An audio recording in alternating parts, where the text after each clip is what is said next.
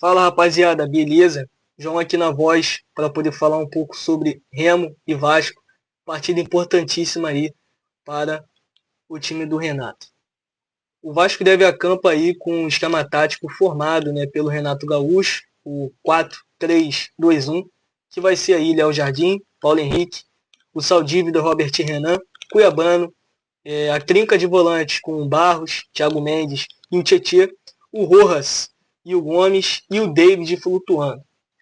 Primeiramente, temos que entender que o Vasco irá jogar essa partida no Brasileiro contra um adversário que terá aí bastante público da sua torcida, uma torcida que apoia o jogo todo. Então, o que podemos esperar, é que esse time do Vasco, do Renato Gaúcho, ele não venha tremer na base como acontece em todos os jogos quando enfrenta um time que tem uma torcida apaixonada. Primeiramente, temos que entender que a trinca de volantes do Vasco, na minha opinião, não agrada. Se ele manter o Tietê, não faz sentido nenhum, né? O JP Galvão, ele fez uma excelente partida contra o Barracas e, na minha opinião, ele consegue pegar essa oportunidade, correto, do Tietê. Ele consegue pegar essa vaga para ele. Então, na minha opinião, o JP Galvão ele merece ser o titular dessa partida contra o Remo, beleza?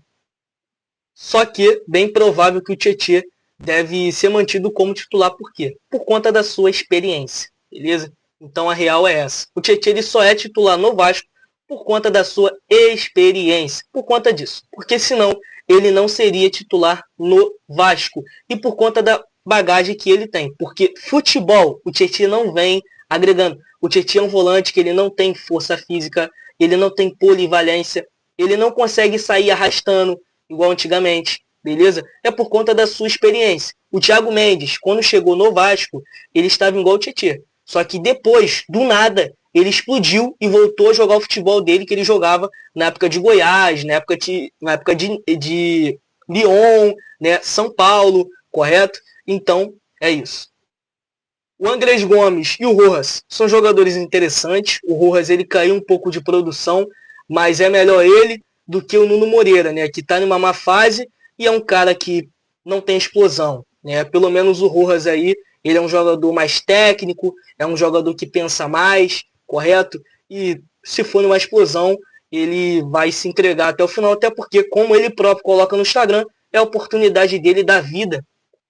E sobre o David, né, uma coisa que muita gente esquece de falar, as pessoas acham que o David ele é o centroavante, mas não. Ele é um atacante de flutuação, rapaziada.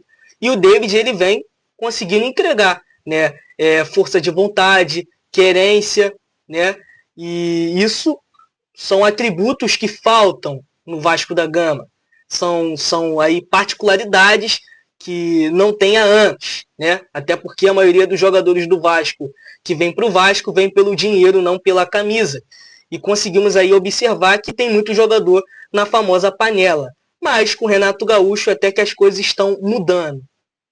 O que eu espero dessa partida? Uma partida que o Vasco tem que ter muito cuidado com o Remo, porque o Léo Conde ele é um treinador aí que está um pouco, né, naquela, e o trabalho dele não vem sendo tão bom, mas mesmo assim ele vai ter o apoio da torcida, né? E ele sabe muito bem os erros que o Vasco vem tendo, ele sabe muito bem quais são os pontos fracos do Vasco, correto? Principalmente a bola aérea, a questão da defesa, né? A questão do meio-campo ser aquele meio-campo um pouco enfraquecido. Cauã Barros é um bom jogador, mas está em má fase, né? O Tietê, já sabemos aí, né? Não preciso falar mais nada. Enquanto o Thiago Mendes aí, para mim, disparado, é o melhor do meio-campo ali que se salva. É o único que tem tudo ali, né? O único jogador que é Vasco mesmo. O Barros também, só que o Barros está em má fase e não está conseguindo jogar direito, beleza?